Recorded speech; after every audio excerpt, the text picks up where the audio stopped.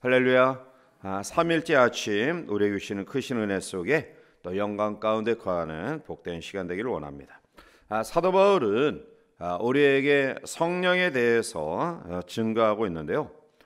그런데 이 성령의 놀라운 축복의 은사가 사실은 예수님의 탄생 가운데서도 많은 사람들이 오해와 편견을 가지고 있듯이 이것을 잘못 왜곡되게 받아들임으로 말미암아 부정적인 그러한 생각을 많이 가지게 됩니다. 또한 성령의 은사 하면 어떤 신비적인 그러한 것으로만 치부해서 오늘날도 이 성령 또 은사 이러한 부분들을 이야기하면 잘못된 그러한 관점으로 바라보는 사람들이 있음 또한 부인할 수 없죠. 그러나 분명한 것은 성령은 구원받은 하나님의 자녀를 주시는 하나님의 놀라운 은혜의 선물입니다. 그리고 이것은 우리가 이 마지막 때를 살아가는 성도의 능력 있는 삶의 근거이기 때문에 만약 성령의 은사를 왜곡하거나 부인하면 하나님을 부인하는 것이고요. 그리고 하나님의 능력과 기적을 부인하는 것이기 때문에 이것은 커다란 죄가 됩니다. 성도가 신앙생활을 하는 과정 속에서 우리는 꼭 두 가지를 중시하게 됩니다. 하나는 예수님의 복음입니다. 그리고 또 하나는 바로 성령의 은사입니다. 이것이 잘 조화를 이룰 때 구원받은 백성으로서 우리가 하나님의 뜻에 합당한 삶을 살아갈 수 있게 되는 것입니다. 오늘 바울은 4절부터 7절까지 말씀 가운데서 은사의 원리에 대해서 설명한 이후에 오늘 8절부터 11절까지 성령의 은사에 대해서 이야기하고 있습니다. 물론 성령의 은사는 바울이 오늘 본문에서 이야기한 9가지에 국한된 것은 아닙니다. 성령의 은사는 수십 가지, 수백 가지로 성경은 이야기하고 있는데 특별히 오늘 우리는 이 바울이 우리에게 권면하는 말씀 가운데 이 성령의 9가지 은사에 대해서 같이 하나씩 살펴보면서 구체적으로 그것이 무엇을 의미하는지 또 우리가 무엇을 추구해 나가야 될지를 같이 한번 살펴보도록 하겠습니다. 먼저 성령의 9가지 은사 가운데 제일 먼저 말씀하는 부분이 바로 지혜의 말씀의 은사입니다. 자리 8절을 함께 보시겠습니다. 어떤 사람에게는 성령으로 말미암아 지혜의 말씀을, 어떤 사람에게는 같은 성령을 따라 지식의 말씀을. 아멘. 사도 바울은 이 성령의 9가지 은사를 이야기하면서 제일 먼저 지혜의 말씀의 은사 그리고 지식의 말씀의 은사를 이야기합니다. 물론 은사의 서열은 없습니다. 경중을 따져서는 안 되고요. 또 크고 작음을 이야기할 수 없습니다마는 사도 바울이 성령의 9가지 은사를 이야기하면서 지혜의 말씀의 은사 그리고 지식의 말씀의 은사를 이야기하는 것을 보면 바울은 그 어떠한 은사보다도 이 지혜의 말씀의 은사와 지식의 말씀의 은사를 더 귀하게 여긴 것은 사실인 것 같습니다. 자, 그러면 이 지혜의 말씀이란 헬라어로 로고스 소피아스라는 말인데요. 이 로고스라는 그런 말은 우리가 일반적으로 잘 알듯이 로고스는 말씀입니다. 자, 그런데 이 로고스라는 그런 말씀이라는 단어를 우리가 말씀으로 번역하기도 하고 말씀의 능력으로 번역하기도 합니다. 자, 오늘 지혜의 말씀이라는 이 헬라어 원어의 의미를 우리가 후자로 번역하면 이것은 지혜를 말하는 능력이라는 뜻입니다. 물론 로고스라는 그러한 말이 말씀이 되었든지 능력이 되었든지 결국 이것은 하나님의 말씀을 가리킵니다. 따라서 지혜의 말씀의 은사란 돈 버는 지혜, 또 살림 잘하는 지혜, 사업을 잘하는 지혜, 심지어는 공부를 잘하는 지혜가 아니라 이것은 하나님의 말씀에 대한 지혜입니다. 우리가 살아가면서 가장 필요한 지혜는 하나님의 뜻을 아는 지혜입니다. 결국 이 세상 가운데서도 지혜 있는 사람은 세상의 모든 흐름을 잘 압니다. 제갈 공명이 모든 사람들이 현자라고 이야기하는 이유는 그는 천기를 볼 줄 아는 총명함을 가졌습니다. 물론 역사를 알고 천기를 알고 때를 알고 이러한 것도 중요하지만 오늘 본문에서 이야기하는 참다운 지혜는 바로 하나님의 말씀을 아는 지혜다. 잠언 9장 10절에 보면 여호와를 경외하는 것이 지혜의 근본이요 거룩하신 자를 아는 것이 명철이니라 라고 말씀합니다. 여호와를 경외하는 마음, 하나님의 뜻을 아는 그런 지혜가 우리 가운데 있다고 한다면 우리는 우리의 인생을 바르고 가치 있고 그리고 행복하게 살아갈 줄 믿습니다. 또한 이 지혜의 말씀의 은사는 하나님의 뜻을 알아 전하는 데까지 나가야 됩니다. 고린도전서 1장 23절 24절에 보면 우리는 십자가에 못 박힌 그리스도를 전하니 유대인에게는 거리끼는 것이요 이방인에게는 미련한 것이로되 오직 부르심을 받은 자들에게는 유대인이나 헬라인이나 그리스도는 하나님의 능력이요 하나님의 지혜니라 말씀합니다. 지혜의 말씀의 은사는 바로 하나님의 뜻을 전하는 은사다. 그 하나님의 뜻은 바로 예수 그리스도이시다.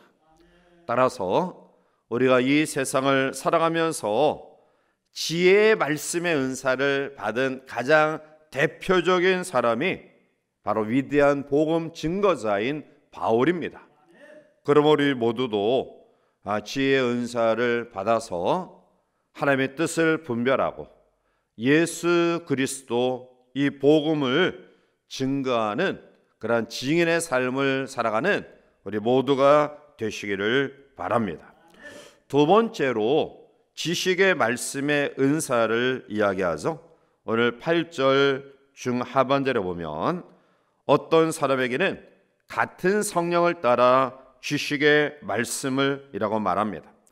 이 지식의 말씀을 헬라어로 로고스 그노세우스라는 말로 이야기되어지고 있는데요.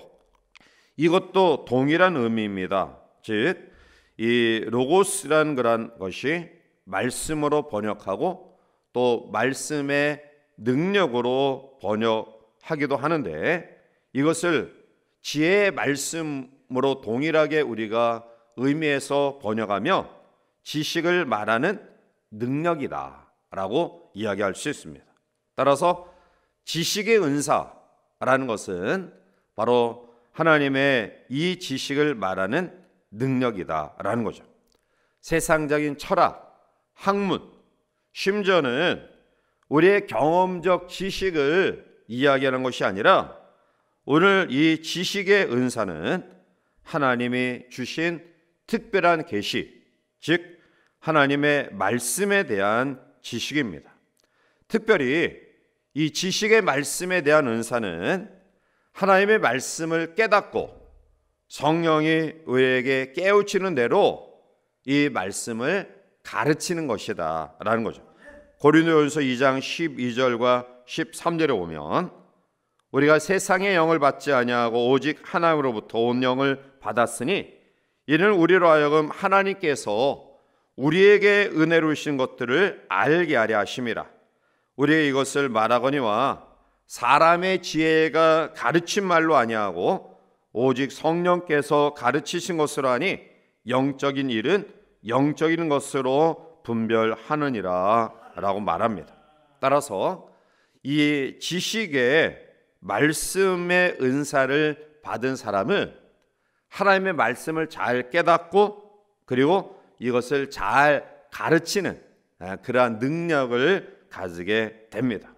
자, 따라서 이 지식의 말씀의 은사를 받은 사람은 성령께서 말씀의 깨달음을 주신 것으로 자기 혼자 소유하고 만족하는 것이 아니라 이것을 다른 사람에게 가르치는 그런 활용의 믿음이 있어야 됩니다. 자, 그러면 지혜의 말씀, 지식의 말씀, 이것을 우리가 어떠한 차이점을 두고 더 기억해야 할까요? 사실 일반적으로 우리는 지혜, 지식, 이것을 별 구분 없이 사용합니다. 그러나 바울은 분명히 지혜의 말씀의 은사, 그리고 지식의 말씀의 은사를 별개로 취급하고 있습니다. 지혜는 더 구체적으로 이야기하면 내적이고 근본적이고 영원적인 데 반해서 이 지식은 외적이고 구체적이고 임시적인 것입니다. 더 세분에 대해서 말씀드리면 지혜는 하나님의 뜻을 분별하는 것이고 지식은 교리를 아는 것입니다. 지식은 정보의 소유라고 이야기하면 지혜는 그 정보를 사용할 줄 아는 능력이다. 따라서 지혜와 지식은 말씀에 근거하는 동일한 그러한 의미를 가지고 있지만 세분화해서 말씀드리면 지식은 교리적인 암, 그리고 지혜는 그 삶을 삶에서 실천하는 능력, 이렇게 이야기할 수 있는 것입니다. 따라서 우리가 지혜와 지식을 별개로 생각하지 않고요, 동일하게 우리의 삶에 적용한다면 지식이 없는 지혜는 의미가 없습니다. 마찬가지로 지식만 쌓아두고 지혜가 없다고 한다면 이 지식은 아무런 소용이 없습니다. 따라서 지혜의 말씀, 즉 잘 적용하는 능력과 더불어 지식의 말씀, 하나님의 말씀을 잘 깨달아 아는 이러한 지혜와 지식이 겸비되어서 우리가 말씀을 우리의 삶 속에 실천적인 능력을 행하는 하나님의 사람들이 되시기를 바랍니다. 세 번째로 우리에게 주시는 은사의 내용은 바로 믿음의 은사입니다. 자, 우리 9절 말씀 넘어가서 함께 보겠습니다. 다른 사람에게는 같은 성령으로 믿음을, 어떤 사람에게는 은사를. 아멘. 이 세상에 존재하는 수많은 종교는 수양과 수련과 도를 깨우침과 그리고 어떠한 실천 등등의 말을 강조합니다. 그러나 기독교는 그 어떠한 종교와 다르게 믿음을 강조합니다. 믿음이란 말은 우리가 익히 알고 있죠. 피스티스라는 말로서 신뢰하다, 확신한다, 또 약속한다, 선한 양심이다, 이렇게 번역하고 있는데요. 이 피스티스의 파생어인 피스토스는 신실하다, 미쁘시다, 이런 뜻을 가지고 있습니다. 자, 그런데 이 믿음이란 단어는 두 가지 중요한 의미가 있습니다. 우리가 세분화해서 믿음을 해석해야 되는데요. 하나는 구원의 수단에 이르는 믿음이 있습니다. 그러니까 구원받는 믿음이 있고요. 두 번째는 어떠한 능력을 발휘하게 하는 믿음이 있습니다.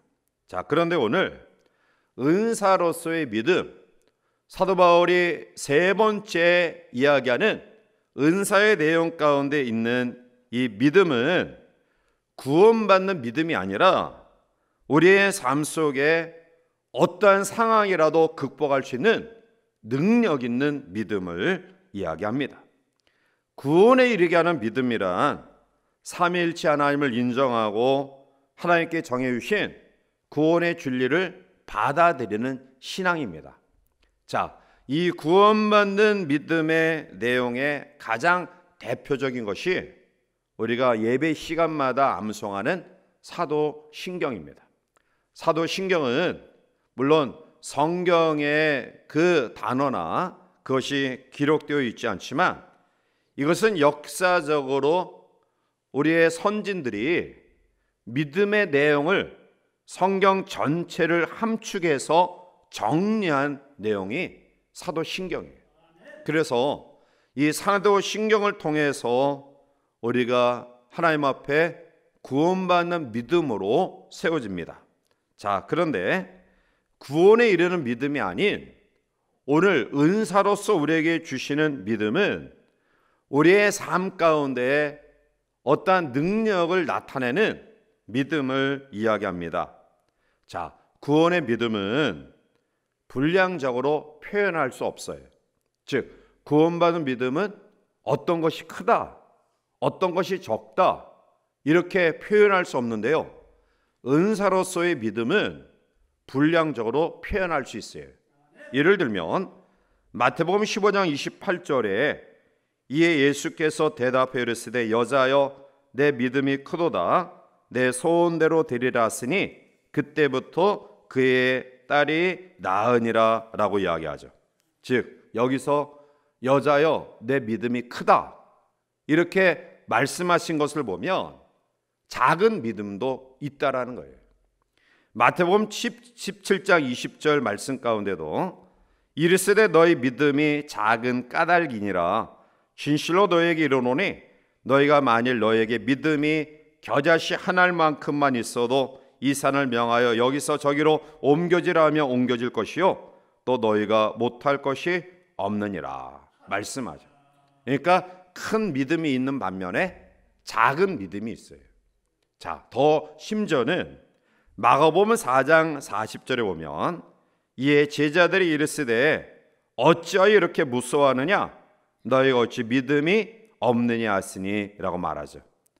없는 것도 있는 것 이렇게 믿음을 표현할 수 있다라는 거예요. 이것은 구원받는 믿음이 아니에요. 구원받는 믿음은 크다 작다 이렇게 표현할 수 없습니다. 그것은 예수 그리스도의 십자가의 복음만 우리가 마음속에 받아들이면 그 순간 구원은 하나님의 놀라운 축복으로 선물로 우리에게 주어집니다. 그런데 구원받은 믿음 이후에 우리 신앙의 삶 가운데 큰 믿음의 사람이 있고 적은 믿음의 사람이 있는 거예요. 날마다 쓰러지고 넘어지고 자빠지고 후퇴하고 침체되어 있고 마음의 시험을 당하면서 여러 가지 그 속에 주눅드는 구원은 받았지만 매 순간순간 믿음이 있는 건가 없는 건가 착각하리 많지 이러한 흔들림의 사람이 있는 반면에 어떠한 시험과 어떠한 환경 가운데도 요동치 아니하고 담대하게 나가는 사람들이 있다라는 거예요. 그 차이는 그 사람이 하나님 앞에 믿음의 은사를 경험했느냐 아니면 구원받은 믿음으로 겨우 부끄럽게 자기 혼자의 신앙조차도 가늠하지 못하고 흔들리느냐 여기에 차이에 있는 거예요.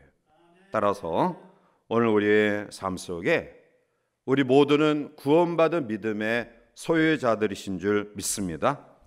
우리는 하나님의 나라를 보장받은 사람들이에요. 하나님의 자녀로 하나님의 백성으로 언약 백성으로 세워진 사람들입니다. 그러나 더 중요한 것은 언약 백성으로서 구원받은 하나님의 사람으로서 그리스도의 장성한 믿음의 분량까지 날마다 성장하는 성숙한 믿음을 가져야 될 줄 믿습니다. 내 혼자 구원의 문제 때문에 이리저리 방황하고 흔들리고 주눅들고 침체되어지는 이러한 약한 신앙의 사람이 아니라 어떠한 경우에도 흔들림이 없이 하나님의 놀라운 축복과 은혜를 소망하면서 담대하게 나아가는 믿음의 능력의 은사를 경험한 우리 모두가 되시기를 바랍니다. 말씀을 맺습니다. 우리는 지식의 홍수 속에 살아가고 있습니다. 그러면서도 바르게 지혜로운 대처가 없어서 밤낮 실패하고 좌절합니다. 왜 그럴까요? 그 이유는 세상의 지식이나 지혜가 아니라 우리에게 정말로 필요한 하나님이 말씀에 우리에게 은혜로 허락하시는 지혜의 은사, 지식의 은사가 없기 때문에 그렇습니다. 따라서 이 아침 하나님의 지혜의 말씀을 구하고 지식의 말씀을 구하는 우리 모두가 되어서 이 마지막 때 하나님의 뜻이 무엇인가를 분별하고 그것을 우리의 삶의 실천적인 행함으로 또 나눔으로 가르침으로 힘이 되는 은사가 우리 가운데 있기를 원합니다. 더 나아가 구원받은 하나님의 사람으로서 모든 환난과 시련을 이기는 믿음의 은사를 체험하시기를 바랍니다. 모든 유혹과 실패를 딛고 일어서는 믿음의 은사를 소망하시길 바랍니다. 산을 옮길 만한 능력의 믿음의 은사를 구하는 우리 모두가 되시기를 바랍니다. 그래서 우리가 이 세상을 살아가면서 하나님이 주시는 그러한 놀라운 은혜로 이 하루도 우리의 남은 생애도 당차게 승리하며 살아가는 하나님의 은사가 충만한 하나님의 귀한 백성들 되시기를 주님의 이름으로 간절히 축원해 드립니다. 기도하시겠습니다.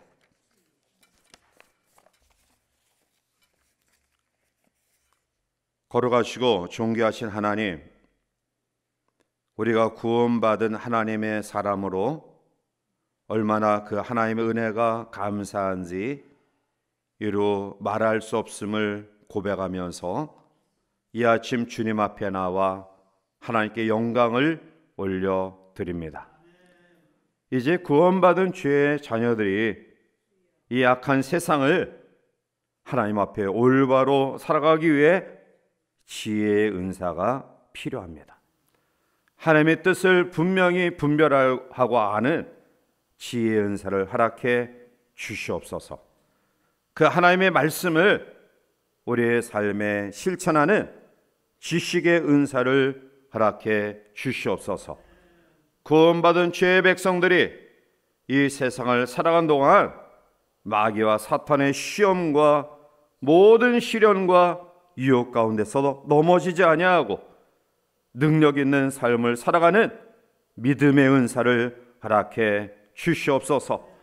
그래서 이 세상을 당차게 살아가는 승리의 성도들 되게 역사하여 주시옵소서. 이 아침도 말씀을 의지하여 나라 민족과 열방과 교회와 우리 지체들 속의 환우들 또 노년에 계신 성도들, 특히 우리의 다음 세대를 위해 또 우리의 각자의 기도의 제목을 가지고 부르짖는 성도의 기도에 응답의 역사를 허락하여 주시옵소서. 이 하루의 삶 온전히 주님께 의지하옵고 예수님의 이름으로 기도하옵나이다. 아멘.